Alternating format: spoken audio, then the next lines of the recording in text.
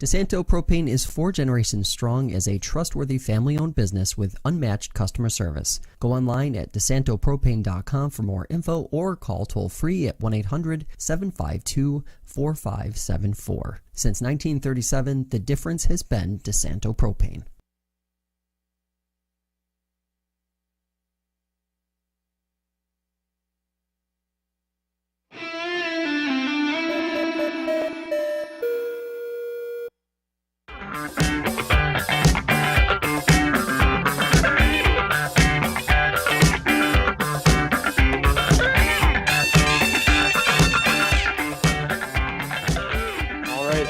Welcome into the FL1 Betting Preview here on FingerLakes1.com. Paul Russo, Jim Sinicropi, Kyle Evans here with you as always. Guys, happy Thursday. Back to our normal, schedule on the week after Thanksgiving weekend. And quite the week it's been so far. A lot to look forward to this weekend, championship weekend and college football. NFL Week 13, really crazy to think about as we trudge on, and by the time that we get to those points, December already. Crazy. These games, first of all, the college games are obviously huge, some of them with college football playoff implications. And then in the NFL, it's getting to the point now where a lot of these games start to become elimination games for teams that are in the wild card hunt. And, it's a great time of year if you're a football fan. For sure. And I think without further ado, unless Kyle, you got anything over there to chip in here before we get going, or? Well, I'm sure we'll talk about it a little more, but the Thanksgiving games to me disappointed. Yeah. The Black Friday game disappointed. I just thought it was not really a great week of football last week. No. So I guess with that in mind, throw up our bet card from last week. And I get to take the crown this week. I'm so happy. My first 3-0 week. I'm so thrilled. But Duke -6, a little bit chaotic there for the first half, but pulled away from Pitt there. And Dallas and Washington, I knew Dallas would hold up their end of the bargain, and luckily my Commanders were able to chip in 10 points to push the thing over. And then the Ravens -3.5. I've never been more thrilled with anything in my life. Yeah, good week there, Paul. Thank you. Appreciate it, Jim. You had a pretty good week as well. I don't think you updated my bank. Yeah, it's supposed to be 14. 15. 15, right. Ours are 14. 14 because you had the one loss. Oh, yeah, I got you. Apologies for that. That's all right. That happened. All right. Well, anyway, Jim, another good week for you. The only loss ends up being the Texans on a almost field goal going off the crossbar there at the end. Yeah, that's how it goes sometimes. But if you can win 2 and lose 1 every weekend, that's pretty good. Not bad at all in Florida State. Another game that's a bit chaotic there out of the gate for bettors, but at the end of the day, you cleared that one with. Everybody was concerned about the backup quarterback. He did fine, Roadmaker. And, of course, it was a situation where Florida State's trying to get that one of those 4 bids into the college football playoff, a lot more on the line than Florida. That might be a little foreshadowing of one of my picks this week. Yeah. And then the Broncos, man, you got to love them. And that was not a popular pick. No, you and Kyle had the bet fight there for that pick. As he had the Browns at the 2.5, and wasn't even really a contest, unfortunately, for you guys in the grand scheme of it there. Browns end up getting beat up pretty good, Kyle, and that causes you to go to 1-2 on the week last week. Yeah, the Lions were a no-show. I mean, man, just turned the ball over. It seemed like every other quarter. That was shocking and horrible. Yeah, tried to come back late, still fell short. Niners, that was easy. But yeah, the Browns, man, I know their quarterback isn't, a great quarterback, but I figured their defense would, keep them in this game. And at halftime, I was like, man, this doesn't look good. And sure enough, Denver runs away with it. And Denver is won 5 in a row. Yeah. So incredible after starting the way they started. Yeah, it's one of those things where, we didn't, talk about me and you, Kyle, on Bills Weekly this week, but, we talked about obviously a couple weeks ago when the Bills played the Broncos, or a few weeks ago now, and kind of crazy how that team's kind of just caught fire at this point, and to me, I think it's a lot of their just kind of more coaching into, I think, what Russell Wilson can do at this stage. Kudos to Sean Payton. Yeah. What didn't happen right off the bat, but as the season went on, they got better and better. He's obviously a great coach. And, Russell Wilson's got a lot of gas left in the tank. And I think a lot of teams would love to have a quarterback with the veteran savvy of a Russell Wilson right now. Yeah, and the team that they played last week, the Browns, going forward, sounds like they're going with Joe Flacco. So I guess we get to finally answer the question, is Joe Flacco elite? Anyway, Thanksgiving weekend, do want to talk a little bit about that and maybe the other stuff going on. Mentioned, I know, a couple of weeks ago about betting futures for what are called the MTEs, the tournaments throughout the past week in college basketball a little bit. I know me and you, Jim, we've been kind of doing our own thing there a little bit. I know, Kyle, you weren't quite as deep into that, but it ended up being pretty chaotic across the board. There was some stuff going on that I don't think many people kind of expected. Excuse me. You're good? You're good. And I know I was on the back end of there were a couple 2 overtime games I was involved in, with Arkansas and just things at this point where kind of over them for a little bit. And at the moment, to go back to a couple weeks ago, Jim, those bigger spreads have been covering more often than not so far this year. It's been quite the interesting thing to kind of see play out so far. Yeah, I mean, in college basketball, there's so many games and teams. So I think there's a better chance that you can find overlooked teams, and I like to find teams that maybe are under the radar, undervalued, and I ride them till they lose. And one of those teams is Purdue-Fort Wayne. Oh. They won again last night, and won for me again last night against Green Bay. And again, that's a game that wasn't they weren't talking about it on talk radio this morning. But you will see me continue to bet Purdue-Fort Wayne until I lose, because I've won 5 bets in a row now. They're 7-1 on the season, and so there's a few other teams like that out there and that's how I do college basketball. I don't try to figure out if North Carolina is going to beat Kentucky or not. Right. I more or less look to see if North Texas is going to beat Grand Canyon. The Mean Green against the Fighting Dan Marleys. Though Dan Marley's not the coach at Grand Canyon anymore, I don't think. But yeah, it's funny you bring up Purdue-Fort Wayne, part of a fade from a few years ago that not quite there anymore. But the Green Bay, part of the Horizon League, and those leagues that I don't mind getting down and dirty with either. So I think that's where the value is. Definitely. Kyle, for you, anything pique your fancy over the long Thanksgiving weekend? Just been sticking to a lot of NHL. Player props been working for me. A little NBA. I think I won, $100, $118 the other night off from an NBA parlay. So that was nice. But yeah, the NFL, man, it just seems like every time I bet in the NFL, they don't go as well as the NHL and NBA. So I don't know. We'll see what happens this week. I do have a couple picks that I'm pretty confident in. So we'll see what happens.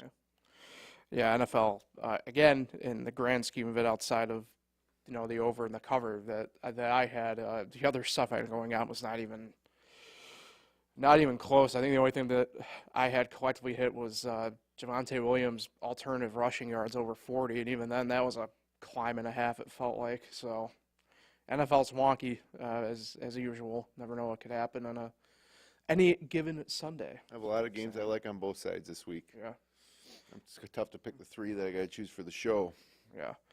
Yeah, for me, it ended up being a little bit easier, I think, once I just kind of looked at it, I think, longer than maybe usual. And maybe that's one of those things where you talk yourself into a couple bets that you don't want to do. But there's a lot of different variables, I think, going into this week. Like you mentioned, Jim, out when you want to go macro with it, right? Teams are more or less at the break points, right? Do or die. Guys who probably might take an added risk every now and then of sort, then they don't need to, which you don't want to end up on the bad end of a bad beat for sure. That's why they're called that. So A bad beat is a Right. good win for someone. Exactly. Someone else just pulled a victory from the jaws of defeat when Right. someone else has a bad beat. Yeah. No, nothing better than being on the good end of it. So, if you guys don't mind, I'll rip off my picks here first. I haven't been able to do that a ton this year. So. Yeah, with the perfect Yeah, week last week, right. you got the floor. So first, I have one in the college realm that I'm for sure locking in, and that is Iowa plus what is now 22.5. I was hoping I'd still get it at 23.5 this morning. Couldn't quite get that as the market's kind of working back towards Iowa's favor. But that being said, I'd love the crazy person in me would love them to just win outright. Don't see that happening, but covering the 22.5, definitely see that happening against Michigan. That one of the games that might have some implications for the college football playoff. Well, it will. Michigan can't lose. They control their own destiny at this point. Could they lose and still make it in? Maybe. I think it depends what happens around them, right? Right. But, yeah, I don't like it. I mean, the over-under in that game is what, like mid-30s? 35. Yeah, which is crazy for a game involving Michigan. Right. But it scares me a little bit. I haven't won a bet betting against Michigan this year. I think I've gone against them twice and lost both, and so that's why I'm staying away from that one. And I just think, too, that at this point of the year, teams like Michigan have trying to make a impression, True. Yeah. But that is a big spread. Yeah. I don't know. It's weird for me. I'm kind of like not quite the opposite, but like the times I've been with Iowa this year have been wins. So it's one of those tough spots. And I think for me, just anytime you get a spread like that in a conference title game for football, to me, it's kind of just like I think you kind of got to go with it. A little bit of like the NFL thought of where it's like you get lines that get to like 15.5, 16.5, where it's like it's the NFL. Yeah. In theory, they gotta keep it kind of. Well, it is the Big Ten championship. Yeah. So you would like to think that the second best team in the Big Ten, which isn't necessarily Iowa, but that's the way the divisions line up, can make a game of it. But we'll see. Next game that I have, we go with the NFL. I was kind of torn on which way to go with it, but I think we'll go with what I view as a safer play here and just do Lions -4 against the Saints. I kind of thought about taking the over on it, to be honest, but I just don't know. I don't know what versions of the Saints offense might show up in that game. So I'm gonna roll Lions, laying the 4. It won't matter. Yeah. The Lions are going to win by a lot. That's one of my picks that I'm not. I'm going to take off my pick now, so we don't. Should I change double up. mine too? I have it too. Well, no, you can double up. I just have other ones in reserve. Like I said, I'm having trouble picking which 3 I want to pick, so that won't be one of them. I agree. I like the Lions by 1 million. Yeah. And then my last pick, still in the NFL, I'm taking the Kansas City Chiefs, a.k.a. the Chefs, -6 against Green Bay. If it was like any other team, you might think, well, Green Bay, Lambeau in the north, but Kansas City doesn't exactly warm up either this time of year. So I'm gonna roll with that. I don't buy into Green Bay riding the momentum off of Thanksgiving all that much. I don't either, but a little extra rest, right? True. Yeah. The home at Lambeau Chiefs are not as good as people think. They are experienced enough to pull out wins, but I would have gone with the under in that one. But if I had to pick, I would take the Chiefs. So Primetime Sunday night game. Right, yeah. Under 42.5 for a Chiefs-Packer game seems low, but all those games primetime go under. Right. So, yeah, Iowa plus 22.5, Lions -4, and the Chiefs -6 are my 3 picks of the week. Jim, do you want to go, or do you still I'll go need to Kyle just All so we don't double up any more than we have to, because like I said, I got a bunch on the slate. All right. Floor is yours, Kyle. All right, so I'm going to ride the primetime unders in the NFL. Oh. I'm going to take tonight's Seahawks-Cowboys under 47.5. I've already locked that bet in as well. Yep. And then I'm going to take another under, but this is going to be for Sunday. Broncos-Texans under 47.5. And then my final one, I'm going to stick with it. Lions -4 against the Saints. And here's just like I don't really want to bet this, but I feel like I should, because if it happens, I'll regret it. I got a gut feeling pick of the week. I think the Cardinals cover the spread against the Steelers Ooh. at 5.5. Because if you look at every Steelers game, they don't ever blow out teams and they rarely get beat by a lot. So I just feel like even though they have a new offensive coordinator, I think the Cardinals for some reason are going to make this close. Most teams do good after they make a major change the week after. Maybe a 4 or 5 point difference, I think, in this game. I just don't see the Steelers blowing out the Cardinals. I agree with you there. I kind of like that. I like that more than your the under in that Broncos-Texans game. Yeah, I mean, even if the Texans put up like 30 points, and I just feel like the Broncos are probably not going to score a ton, maybe 17. No, man. We were just talking about the Broncos. I don't know, or give me like a 27-20 game, and it still goes under. It's 47. Yeah, that's true. I think it'll be close. I think it'll be close. Just, I don't know if the Broncos defense can stop C.J. Stroud.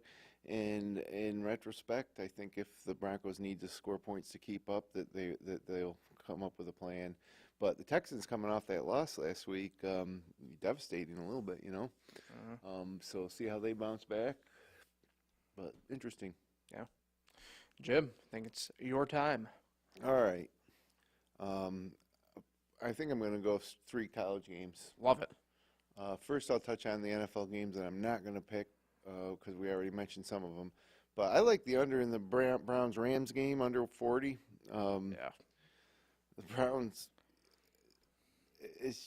Browns' defense is good. The offense is not good without a good quarterback. The Rams have a decent defense. I just don't see where the points are going to come from. So I'm going to take that game on Sunday. But for today, let's keep it, since it's championship weekend in college football, let's keep it on Saturdays and Friday night. First, going with Liberty minus 10.5 against New Mexico State. Now, if you're an ardent watcher of this podcast, you know back in week 1, the first episode of this podcast, I took New Mexico State to beat UMass. And UMass beat New Mexico State. I lost that bet. Well, New Mexico State hasn't lost since, and neither has Liberty. In their first meeting, I shouldn't say that. New Mexico State did lose since losing to UMass. They lost to Liberty back in September, 33-17. So Liberty would have covered the spread that game. Liberty has had a larger margin of victory against all common opponents, and they have a lot of them. Every single one of them, Liberty beat them worse than New Mexico State did. And again, UMass being one of them, New Mexico State lost to UMass. Liberty beat UMass 49-25. 10.5's a lot, but Liberty's a much better football team than New Mexico State. And in these championship games, the cream usually rises, and I got Liberty by like 20.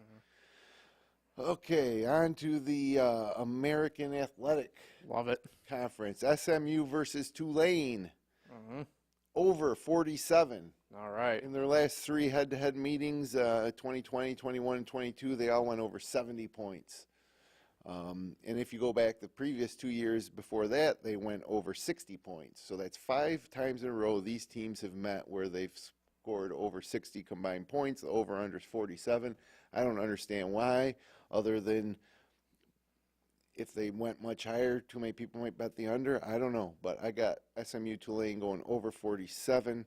I would almost consider mortgaging the house on that one. Ooh. So anyways, that leaves one more game. Yeah. And for the second straight week, I'm going with the Seminoles, Florida State, minus 2.5 against Louisville. It's an undefeated Florida State team versus a 10-2 Louisville team. That means Florida State has a bid into the college football playoffs on the line.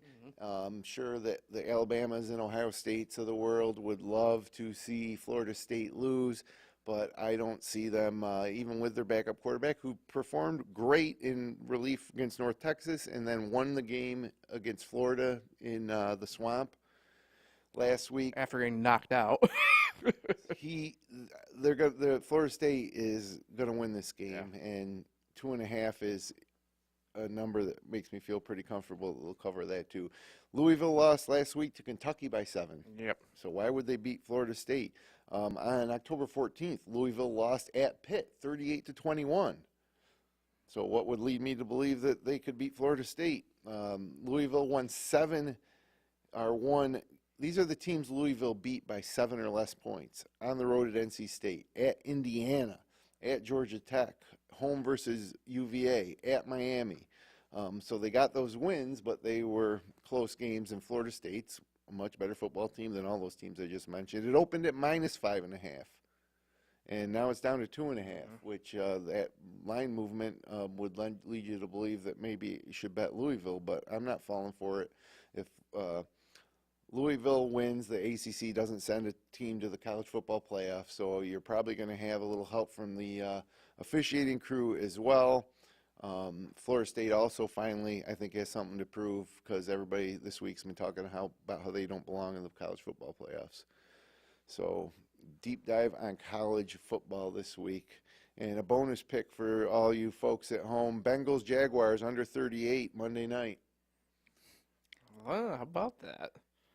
It's going to probably be like the Chiefs-Eagles game. Remember, everyone thought that was going over. And These then primetime games are all under. Yep. That's why tonight it's 47.5. Give me the under.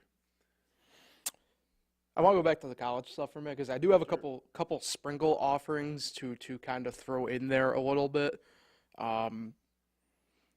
It's a toss-up at this point. I leaned SMU admittedly earlier in the week in terms of outright win because there's a lot of Tulane's been doing a lot of messing around and almost finding out the past few weeks until this past weekend against Tulsa, and they just decided to absolutely roll them.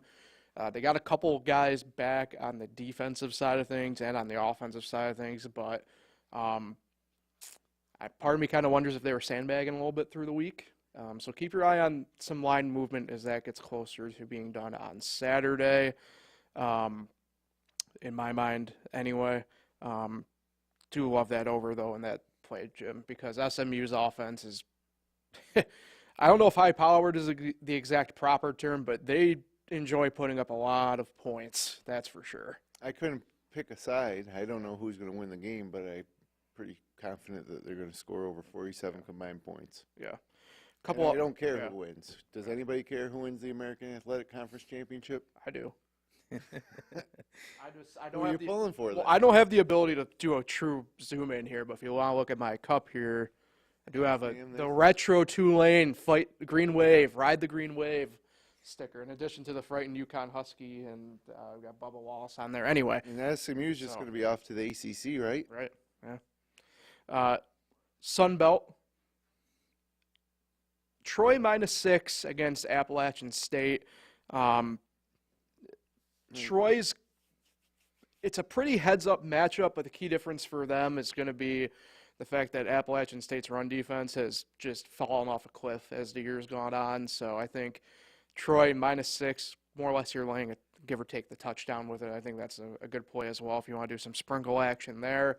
I think UNLV catching a couple points, which caught me off guard, is big as well. They're playing Boise State in the Mountain West. Championship game Saturday afternoon in Vegas on the heels of the Pac-12 championship game in Vegas on Friday night. What are you liking that one? It's a good question. I'm leaning Washington getting 9.5 right now, but the inner younger me just might enjoy one final true Pac-12 game.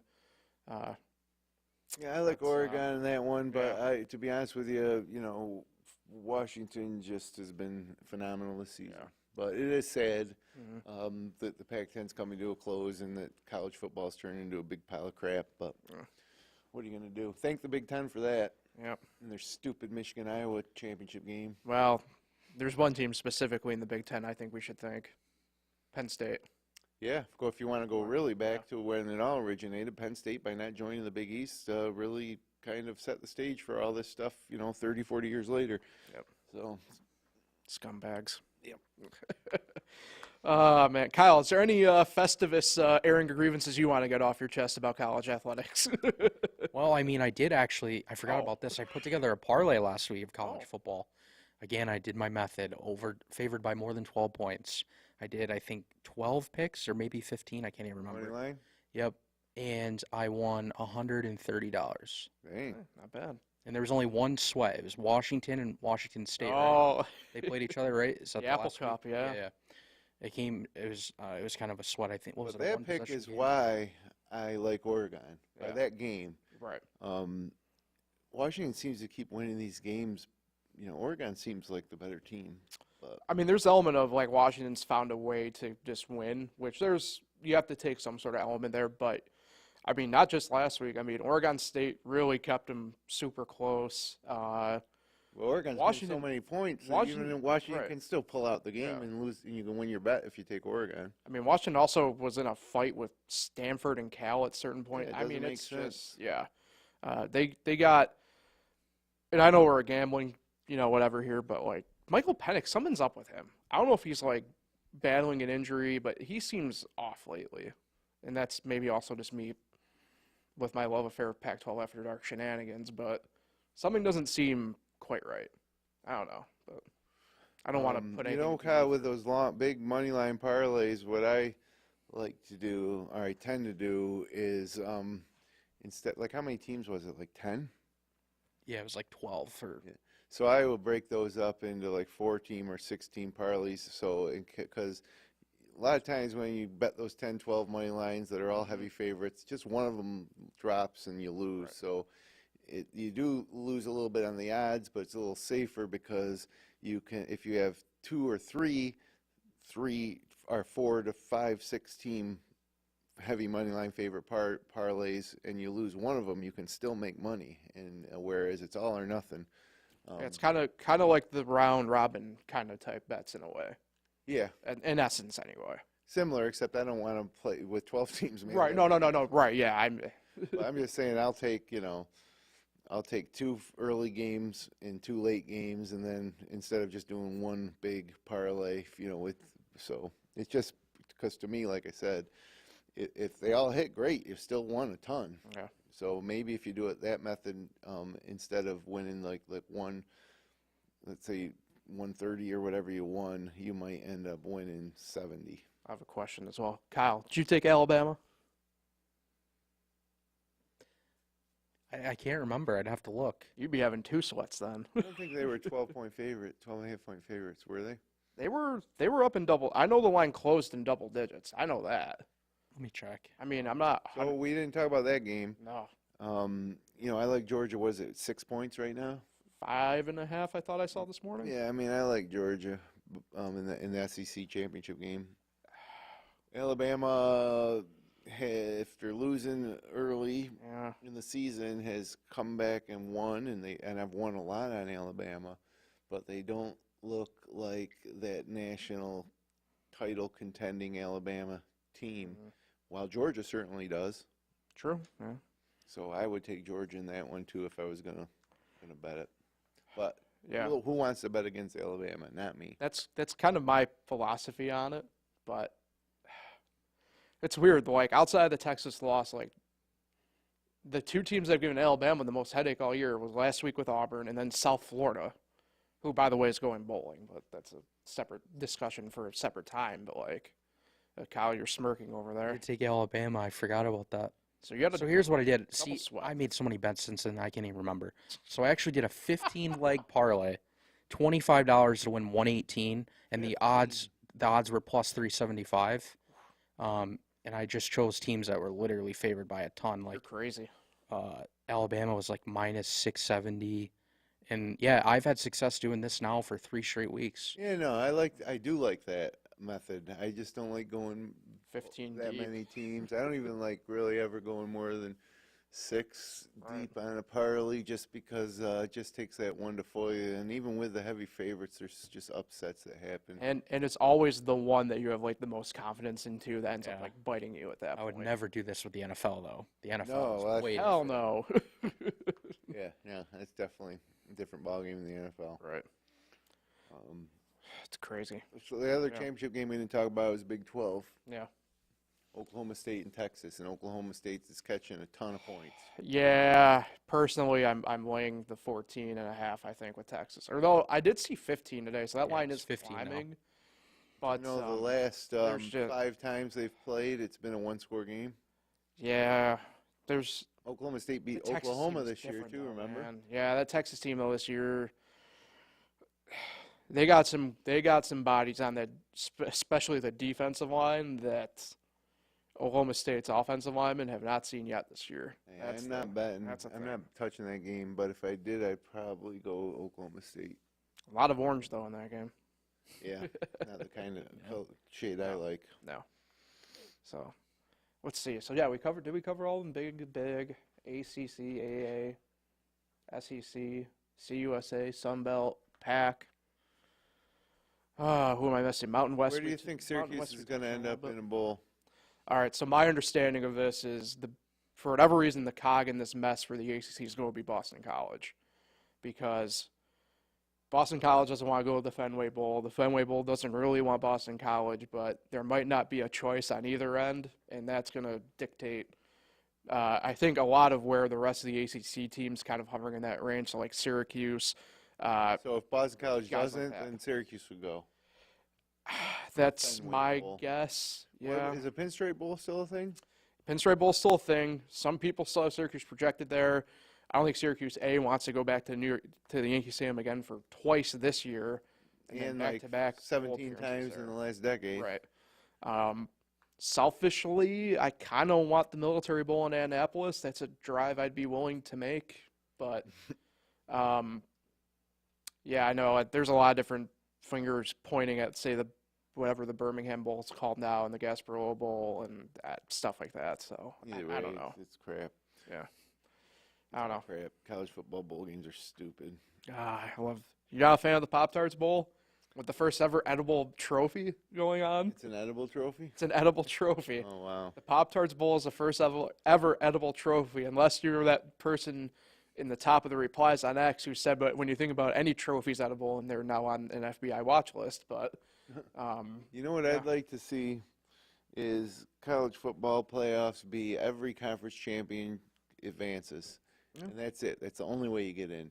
That way, the Big Ten wouldn't be trying to expand to 20 teams and have, the best conference. And the SEC wouldn't be trying to absorb teams from the ACC and Big 12 to get bigger, because that just makes it harder to send it, for any one of their member schools to get to the playoffs. Yeah. That would be a simple solution to this stupid college football realignment. Yeah, world. I mean, we're kind of almost there in a way, the way it's going to go down, but not Well, no, we're going to expand it, the playoffs. Yeah, 12, but the Power Fives are all guaranteed a spot. I know, but once you get to 12, you know for a fact that the SEC is always going to send 2, the Big Ten's always going to send 2, and maybe 3. So, anyways, it's all. I don't and who you like in the Hero World Championship? Tiger? He had this is the first time he's ever been the longest odds going into the event, the longest odds to win. Maybe, yeah. I don't remember. I would assume, actually. Yeah, I would assume. It's crazy.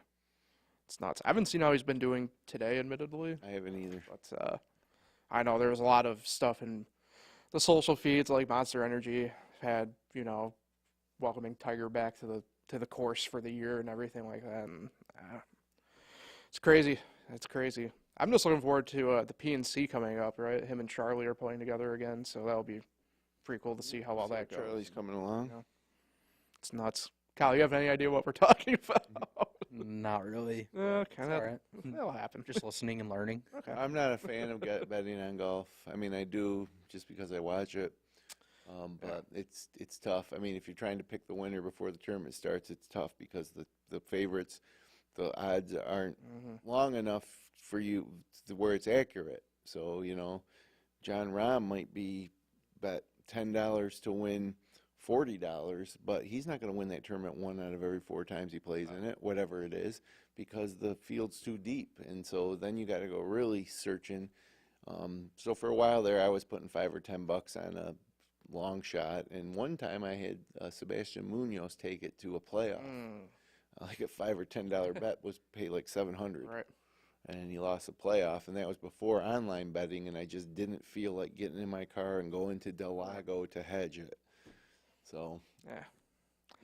What are you gonna do? Yeah, golf I tend to do when I do bet. It's a lot of like in tournament bets at that point when the odds get adjusted a little bit, and you can head-to-heads? kind of catch. Yeah, do head to head, maybe hold a hole, even stupid stuff like that. But yeah, it's all part of it. It's a fun time of year in terms of that, because that's getting picked back up again a little bit, and tennis is right around the corner again for those. Oh, the Australian Open's only a few weeks away. I'm not betting tennis. Sorry.